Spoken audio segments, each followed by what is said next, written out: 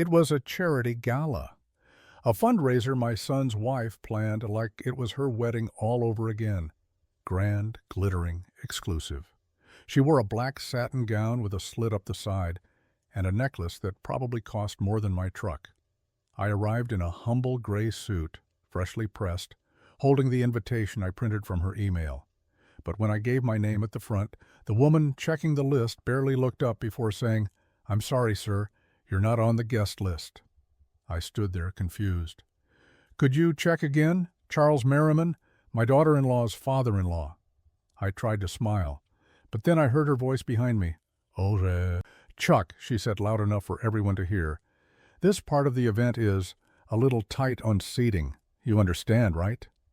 She didn't even try to hide the disgust in her voice. She looked past me as if I were a delivery man who had lingered too long. I froze. My feet wanted to move, but my pride wouldn't let them. I just stood there like a statue, like an old coat rack nobody wanted anymore. My son, Brandon, came up behind her, eyes darting. "Dad, maybe it's best you head home. We'll drop off the souvenir bag later, okay?" And just like that, I was turned away. From a table I helped pay for. My name is Charles Merriman. I'm 66 years old. I live in Columbus, Ohio. I was a civil engineer for 34 years. I poured the foundations of half the schools and clinics in this county. And for the last decade, I've lived modestly in a 2-bedroom ranch with a fenced yard and a dog named Maple. I don't drive a Tesla. I don't wear a watch with diamonds in it. But I do carry something money can't buy, memory. And let me tell you, I remember everything. Where are you watching this from? Drop it in the comments if you've ever been made to feel like an outsider in your own family, because what happened next is something I never expected. I stood in the lobby, humiliated, trying to decide whether to walk back to the car or sit on the bench across the street. That's when I heard a familiar voice over the loudspeaker in the auction room. It was Roger Pennington. I hadn't seen Roger in nearly 40 years. Back then, he was the scrawny kid in a corduroy blazer, always talking about art and antiques. Now he was the voice of the room, calling bids like a maestro. And the moment he saw me through the side curtain, he paused mid-sentence. "Hold that bid, folks," he said. "We've got someone very special just outside that door." Before I could turn to leave, he strode out and gripped my hand in both of his. "Chuck Merriman," he said with a grin. "Get your ass in here. We've got a seat with your name on it." The crowd laughed, thinking it was part of the act, but it wasn't. Roger wasn't just an auctioneer. He was the man I once helped save from foreclosure, back when he had nothing but a dream and a baby girl with a heart condition. He never forgot it. And tonight, neither would anyone else. Because before the night was over, something I built with my own hands, something Jennifer thought she could flaunt like a trophy, would be taken right out from under her in front of everyone. It started small. That's how these things always start. Not with a slap, but a smirk. Not a shout, but a sigh. The first time I realized Jennifer didn't see me as family was at her 30th birthday dinner. It was a loud steakhouse, the kind with candlelit booths and waiters who memorized your drink. Jennifer had invited her parents, her law firm friends, and of course, her husband, my son, Brandon. Me? I was added to the end of the table like a forgotten extra chair. No introductions, no toast, just a quiet plate of salmon while everyone else laughed about things I wasn't meant to understand. At one point, I heard her lean across to her mother and say, "He's harmless, just keeps to himself. Brandon says he used to be an engineer or something." Or something, like I'd been a dog catcher in another life. Like decades of blueprints, deadlines, and reinforced concrete could be washed away by the clink of a wine glass. Brandon didn't correct her. I stared at the butter knife for a long time, gripping it just tight enough not to shake. I've never been a man who demands attention, but that night, something inside me quietly stepped back. A small dignity folded itself away. I knew I wasn't one of them, not really. They were building their own world, and I was a character from the prologue, useful only in context. Still, I smiled. I paid for the wine. Back then, I used to make excuses for her. She's stressed. She's ambitious. She grew up differently. Maybe she doesn't know how to act around people like me. But deep down, I knew better. You can always tell when someone's speaking to you versus down to you. And Jennifer had a way of making me feel like I'd wandered into her house instead of helped finance it.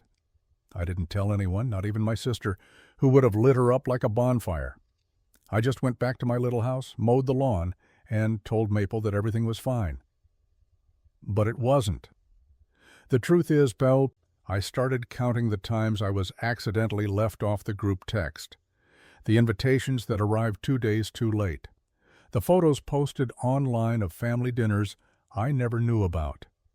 It was all so polite, so surgically cold, you'd almost think I imagined it. But I didn't.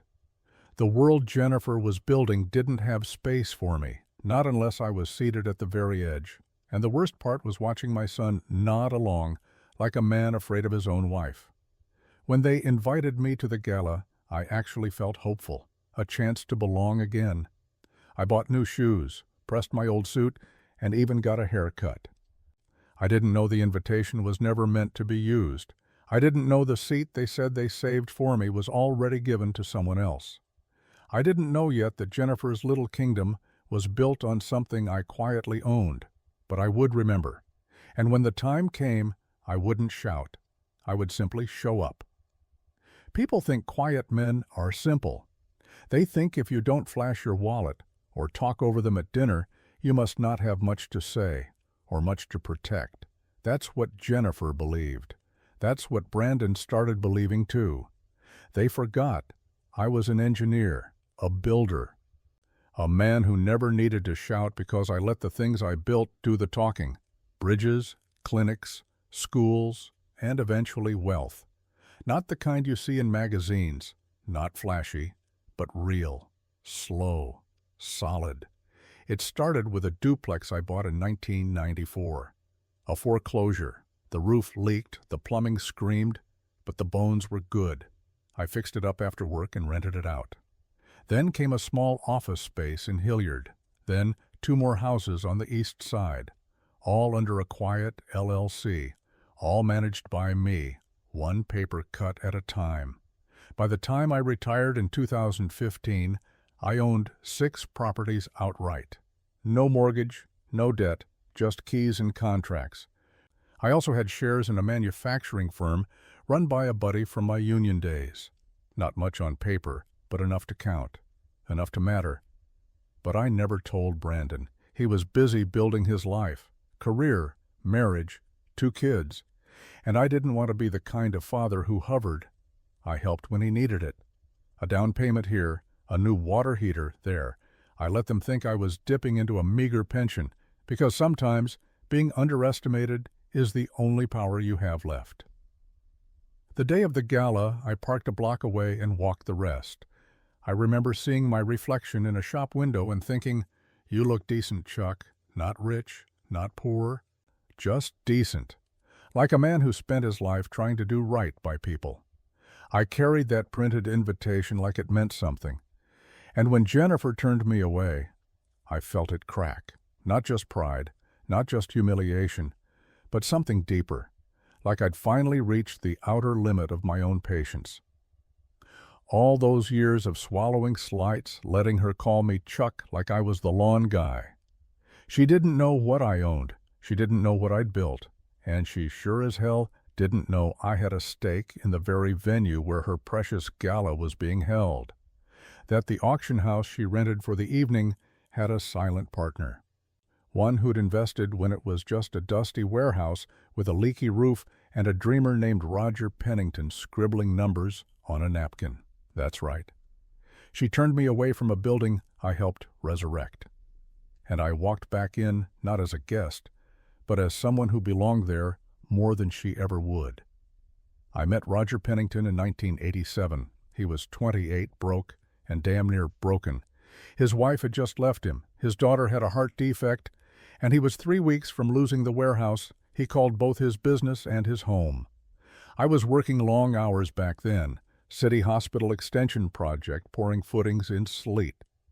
But on Saturdays, I'd drive out to the old West End and help Roger patch the roof or fix plumbing in that damp auction house he swore would someday host million-dollar art. I didn't laugh at him. I believed him. Because I saw how he talked to things, furniture, paintings, clocks. He gave them stories. He made objects feel like living things. And when you're a man like me, who builds the skeletons of the world but rarely gets credit, that kind of passion sticks with you.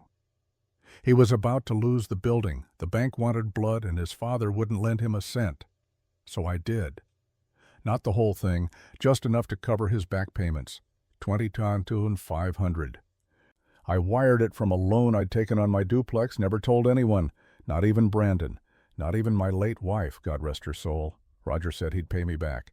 I said, You already have. Because some men repay you with checks, others repay you with loyalty. That was nearly 40 years ago. Since then, we'd kept in loose touch, a lunch here, a Christmas card there. But I never asked for favors, never brought it up, didn't need to. Some debts don't need reminders. They live in the bones. So when I saw him on that stage at the Gala, gray hair, sharp suit, voice like an old trumpet, I felt something click. And when he pulled me back in, hand on my shoulder saying, "There's always a seat for Chuck Merriman," it wasn't showmanship. It was history. Ours. Jennifer stood at the side of the room, champagne in hand, face frozen. Brandon's arm was around her waist like a man chained to a grenade. She didn't know what to say. And I didn't give her a second glance.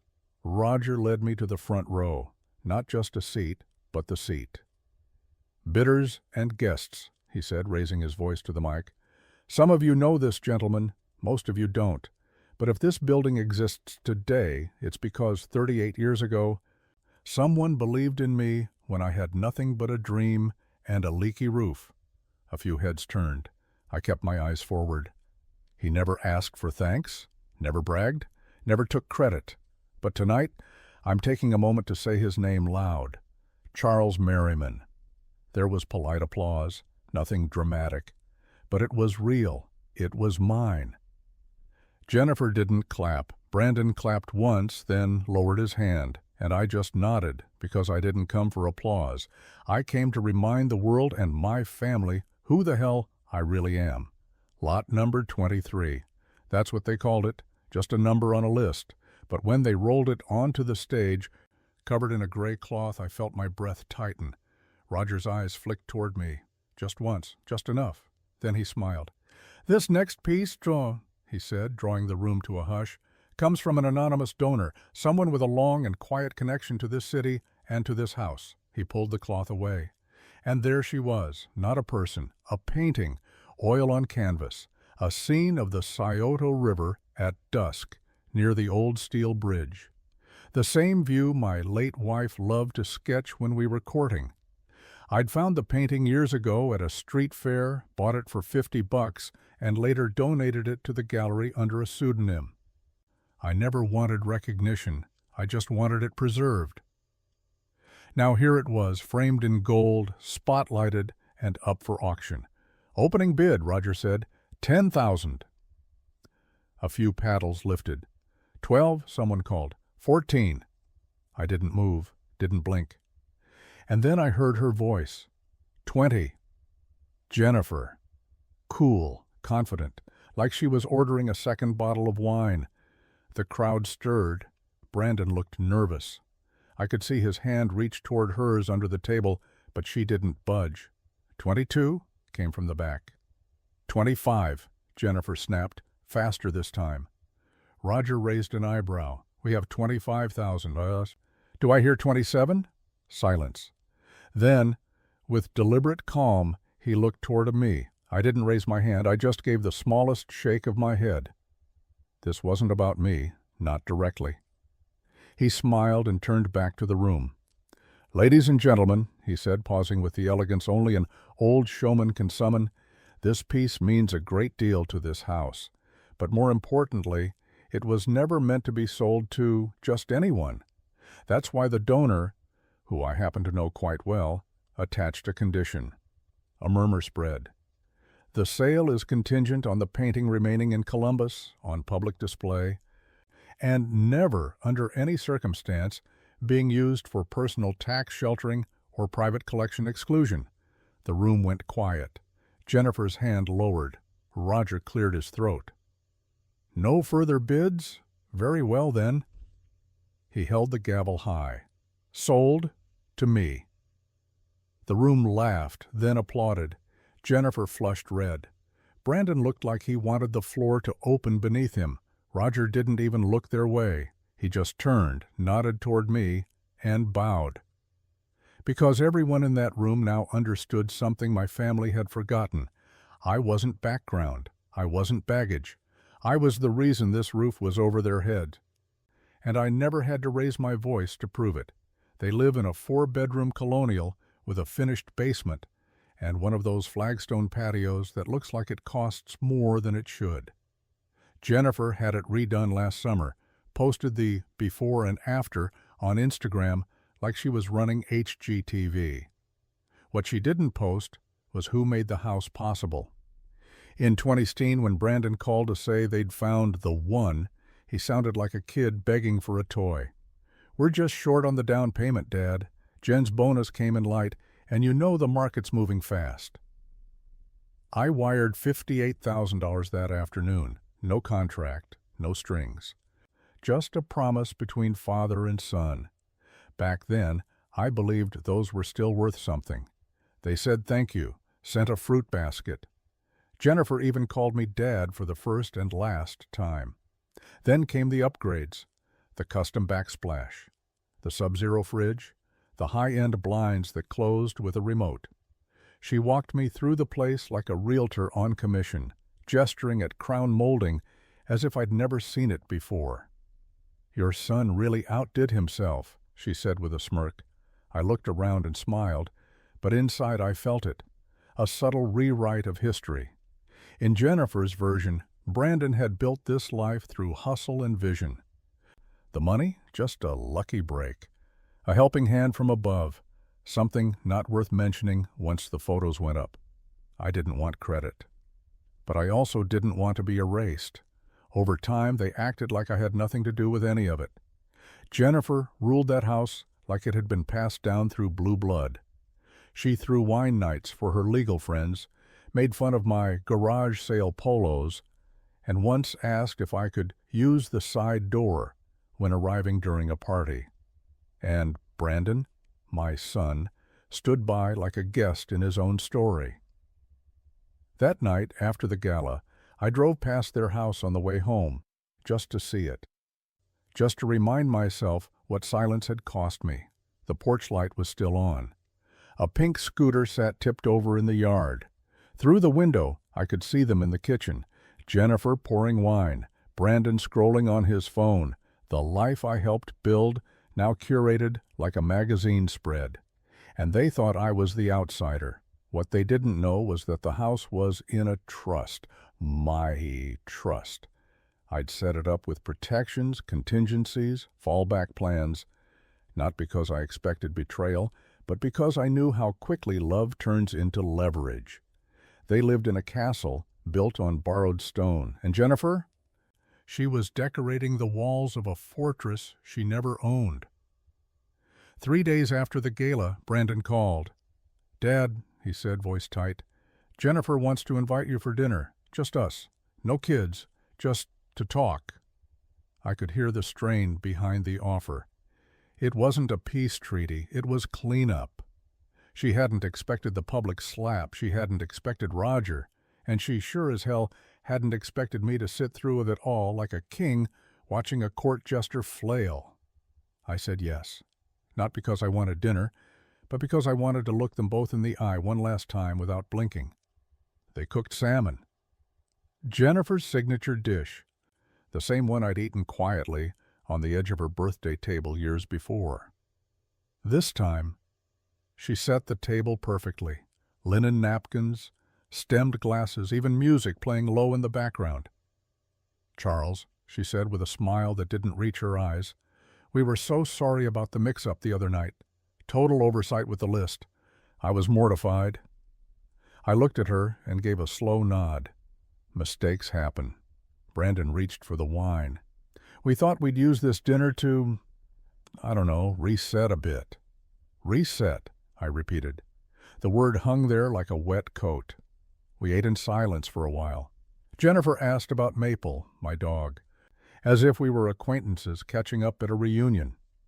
Brandon cleared his throat every few minutes, like he was about to say something important, but couldn't quite get there. I waited. I didn't bring up the painting, or the auction, or Roger. I didn't bring up the house, the trust, the years of small dismissals that led to that humiliating night. I just let the silence do the talking, because silence, when worn properly, becomes armor. When dessert came, a store-bought pie she passed off as homemade, I stood up. I should get going, I said gently. Brandon looked startled. But we were gonna have coffee. I've had enough, I said, not angry, just full. Jennifer stood too. Charles, I really do hope we can move forward. We're family after all. I looked at her, and for the first time, I didn't hide my weariness. No, Jennifer. We're not family, we're relatives. There's a difference. Her smile cracked just slightly. Brandon walked me to the door. Dad, come on, he said in a half-whisper.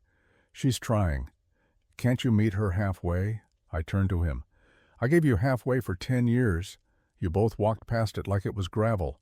Now I'm done laying the road. He opened his mouth, but nothing came. I stepped off the porch and into the night air. Behind me, the door closed too softly for what it really meant. That night, I slept better than I had in years. My house isn't much to look at. A ranch style on a quiet street, bricks the color of faded rust, a mailbox I fixed myself last winter after the snowplow took it out, but inside it's a museum of memories no one ever asked to tour. Photos of Brandon when he was 5, holding up a frog he caught by the pond behind our first rental. My wife's old sewing kit, still smelling faintly of lavender, a birthday card from my sister in cursive so shaky it breaks my heart every time I reread it. And then there's the drawer. The bottom right one in my desk, locked not because it holds secrets, but because it holds the truth. Inside are files, neatly labeled, copies of deeds, trust documents, a will updated every 2 years without fail, bank account numbers, a prepaid funeral plan, letters for Brandon, for my grandkids, even for Jennifer. I wrote the first one the night after my wife's funeral. I didn't want them growing up with nothing but stories filtered through other people's bitterness. So I wrote, slowly, honestly, not to guilt them, not to shame them, just so one day, when someone asks, "Who was he really?" there'll be something real to answer with. That evening, I poured myself a cup of strong black coffee, opened the drawer, and began reviewing everything. The trust that holds the house? Still active, still mine. The clause that prevents Brandon from selling or refinancing without my signature? Still intact. The executor of my will? Changed it last year, removed Brandon, added my niece Sharon. I've always liked Sharon. I opened the folder marked Merriman Holdings and reviewed the silent partnerships, 2 in manufacturing, 1 in commercial real estate, and a 4th in the very auction house Jennifer treated like her personal stage. It wasn't revenge, it was readiness. Because I knew then what I hadn't allowed myself to admit at dinner. I wasn't going to get an apology, not a real one, not the kind that heals. Jennifer didn't regret what she did. She regretted that someone witnessed it. Brandon didn't regret letting her do it. He regretted that I no longer pretended not to notice. So I stopped hoping, and I started preserving. I pulled out the small wooden box from the bottom of the drawer. Inside, a bundle of my wife's letters to me, tied with blue ribbon. Her handwriting, looped, generous, full of life. I read one, just one. Chuck, if you're reading this without me, please remember, our love was never wasted, even if it went unnoticed by others. And if Brandon forgets, remind him, not with anger, but with dignity. I folded it back carefully. Sometimes love outlasts the people who forget how to show it. And sometimes dignity is the loudest thing a man can leave behind. The voicemail came on a Wednesday morning just after I'd finished raking the front yard. I saw the missed call from Brandon's number, ignored it, and went inside. 20 minutes later, the voicemail alert blinked. I didn't recognize the voice at first. "Charles, hi, it's Jennifer. I hope this isn't a bad time. I know things have been tense, and I understand if you don't want to talk, but something's happened. We could use your advice. Please call me when you can. Thank you." I played it twice. No venom, no superiority, just something raw, unpolished. Desperation has a way of leveling people. I didn't call back, not right away. Instead, I sat in the kitchen with a mug of coffee and stared out at the neighbor's maple tree, the one that turns gold first every fall. I thought about how long it takes for appearances to rot, how sometimes the leaves stay green long after the branch is dead underneath. Jennifer had always been sharp, ambitious.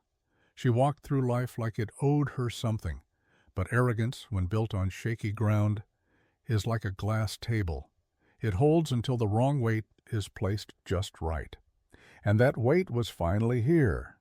I'd heard murmurs weeks earlier from a former client who still played golf with partners at her firm. Something about irregularities in billing, internal audits, a potential conflict of interest scandal tied to a nonprofit Jennifer advised. Nothing confirmed, but enough to know her grip was slipping. And now she was calling me.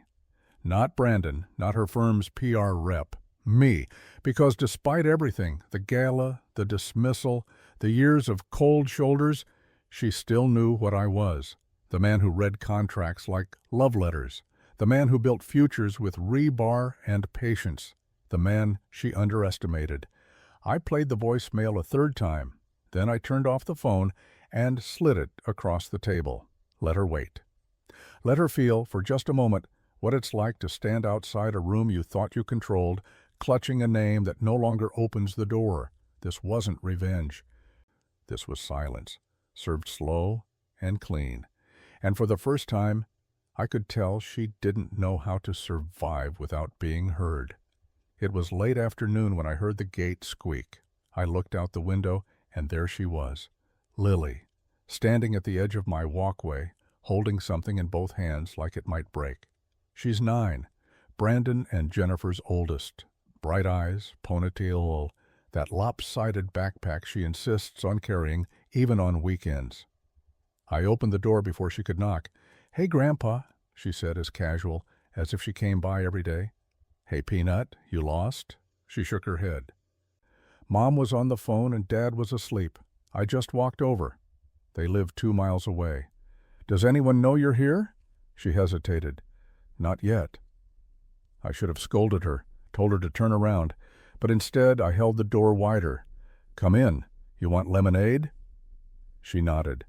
We sat on the back porch while Maple circled her feet. The air smelled like cut grass and sun-warmed concrete.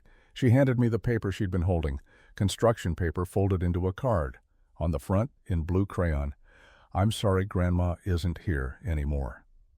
Inside was a drawing of the two of us, standing in front of a big tree. She'd written, "I hope you're not too sad. I like being around you."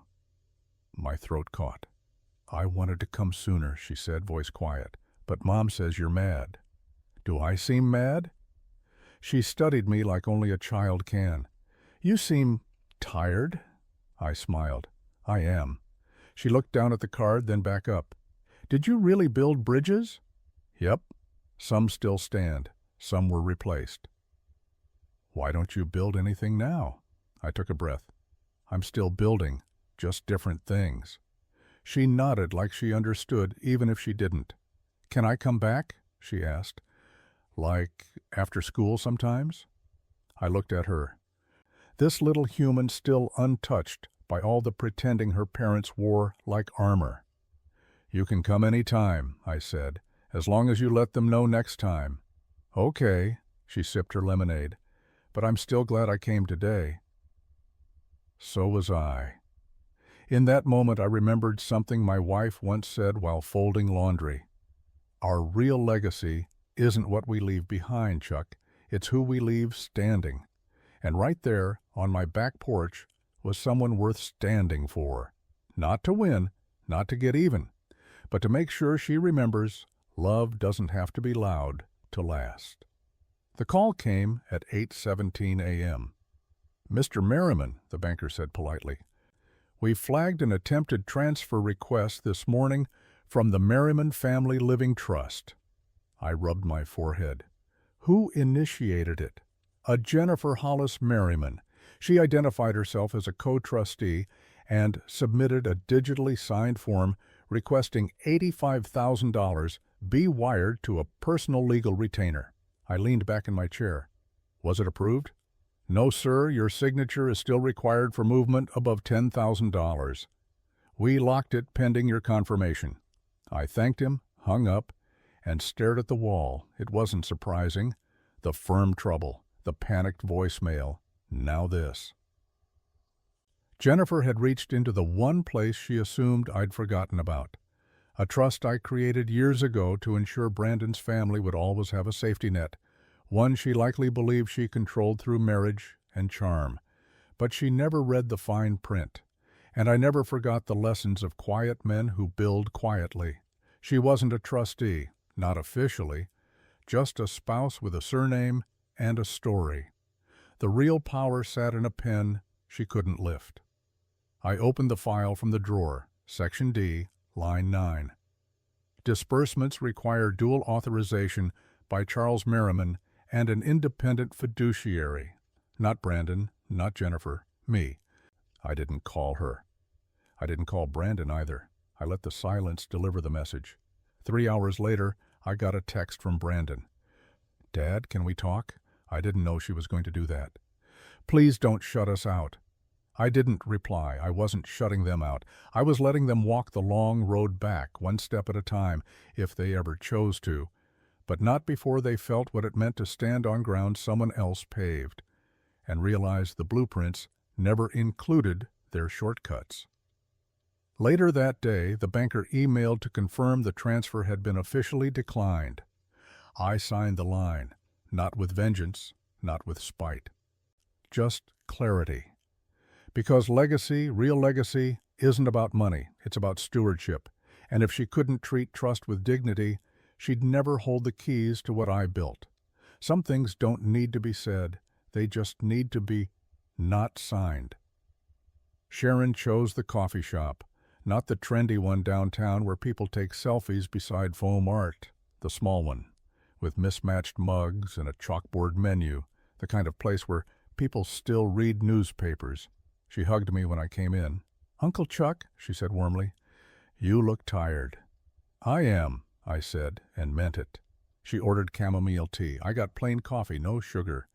We took the booth near the window. I passed her a folder, deeds, account summaries, letters of intent.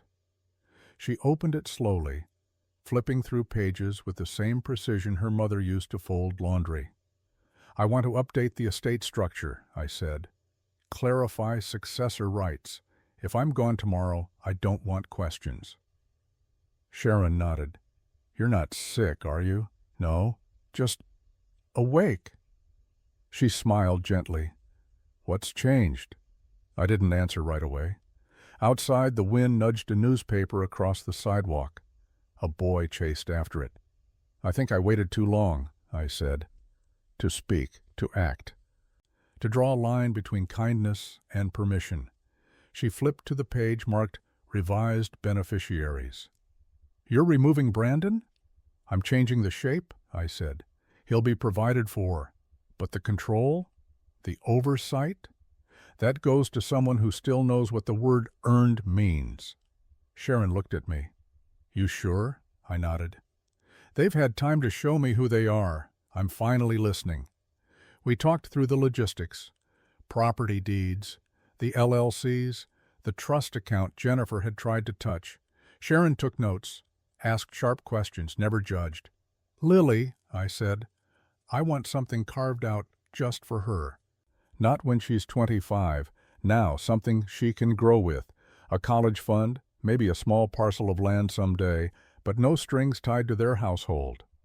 She's the only one who visits, isn't she? Without a script? Yes. By the time we finished, the sun had lowered behind the bookstore across the street. Sharon closed the folder and looked at me. "You're not angry," she said. "You're just finished." I smiled. "That's the thing about men like me. We build in silence, and when we're done, we don't yell. We just leave behind something that doesn't fall apart."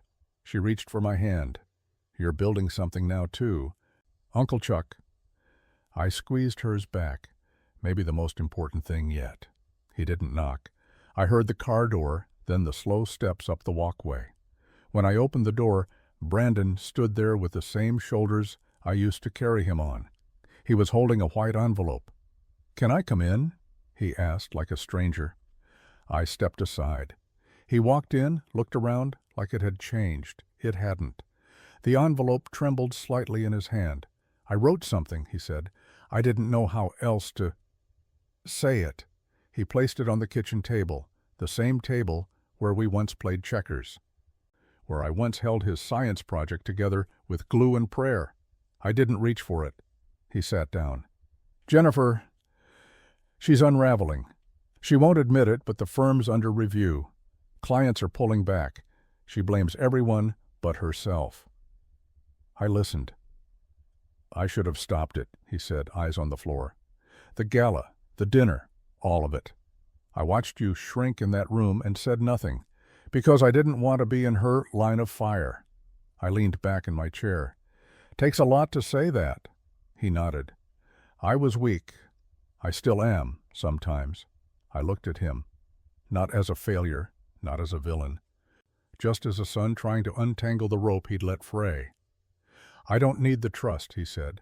"I don't care about the money. I want Lily to know her grandfather.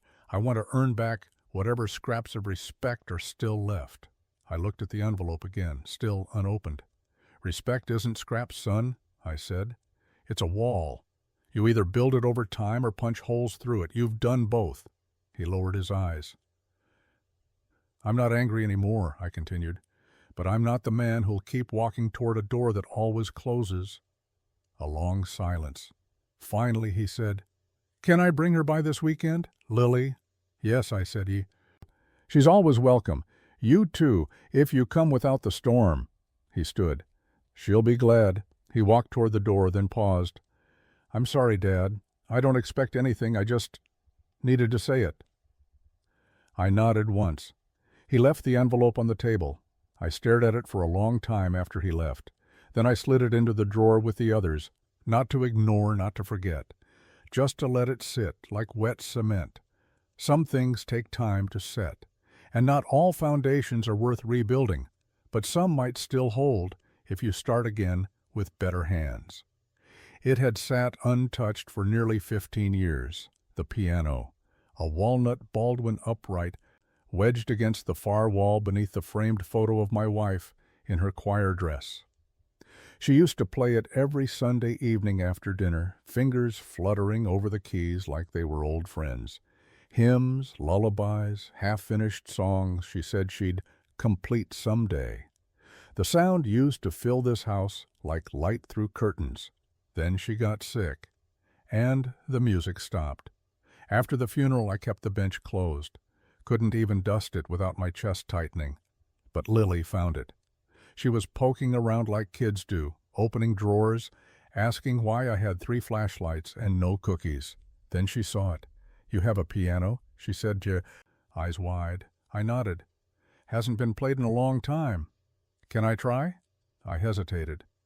Then I opened the bench. She sat, fingers hovering like she was afraid to touch it. Then one key, then another. Clumsy, joyful, wrong notes that felt more beautiful than any polished melody. She turned to me. "Was this Grandma's?" "It was," I said softly. "Was she good?" "She was better than good. She made this house feel alive." She kept playing, just tapping out notes that didn't belong together. But it didn't matter. The sound. It shook something loose. I sat down in the old recliner and let it wash over me. Her small hands, my wife's ghost, the creak of the pedals, all of it.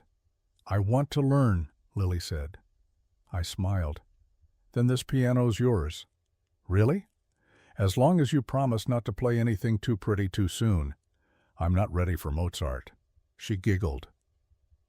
That evening, after Brandon picked her up, I sat at the piano alone. I opened the lid all the way, looked at the worn ivory keys, some chipped, some yellowed with time. I pressed one, middle C. It sounded like a memory being forgiven. And I knew then, this house didn't just belong to the past. It could hold the future too. One note at a time. Marge brought over banana bread, still warm, wrapped in wax paper, like always. She and Don had lived 2 doors down for 33 years. We weren't the kind to do Sunday barbecues, but we borrowed ladders, watered each other's plants, and shoveled driveways without asking. "You got a minute?" she asked. I did. We sat on the porch while the bread cooled between us. Don wandered over a few minutes later, dragging a folding chair and cracking his back like an old wooden door. "I heard about the gala," Marge said gently. Of course she had. News like that drifts through neighborhoods like wood smoke. "I didn't cause a scene," I said. "Didn't say you did," she smiled. "But folks noticed. Word gets around when the quiet man ends up in the spotlight." I looked out at the yard where Maple was digging another pointless hole near the fence. "I didn't want it to be public," I said. "I just wanted a seat." Don sipped his iced tea. "You've had a seat here all along, Chuck. You just forgot that some of us were always watching." He meant it kindly, and I knew what he meant. They saw the Saturday mornings when I repainted my mailbox instead of asking Brandon for help. They saw Jennifer pull into the driveway and leave without getting out. They saw me wave to my granddaughter while Brandon stared at his phone. Small things, but real. "We always knew," Marge said. "The kind of man you are, the kind of woman your wife was, the kind of legacy that doesn't need to be shouted." I nodded, and something inside me relaxed. It's easy to believe you've vanished when the people closest to you stop seeing you. But the truth is, the world has wider eyes than we think. Don reached into his pocket and handed me a folded piece of paper. "My nephew teaches music at the community center. Lily might like his piano group. They meet Tuesdays." I took it. Another door opening just a crack. As the sun dropped below the rooftops, Marge leaned over and touched my hand. "You didn't lose your family, Chuck. You just found the part of it worth keeping." And for the first time in months, I felt something I hadn't felt since the gala. Peace. Not from revenge, not from triumph, just from being seen. I spent the morning sanding the piano bench. The hinges had rusted. The inside smelled like old sheet music and dried felt. But the bones were still good, just like everything else in this house, built strong, just forgotten for a while. I took my time, cleaned each screw, polished the wood until it stopped looking tired. Then I lined the inside with soft velvet, navy blue the same color my wife once wore to our anniversary dinner at the riverfront. And then I added 2 things. First, a small spiral notebook, blank pages. On the first one, I wrote, "Dear Lily, this music will outlive all our mistakes. Fill these pages with sound. Make the house sing again. Love, Grandpa Chuck." Second, my wife's tuning fork, a tiny silver instrument that had sat in her jewelry box for years. She used to strike it against the edge of the piano and say, "Truth has a tone. You just have to train your ear to hear it." I wrapped it in linen and nestled it next to the notebook.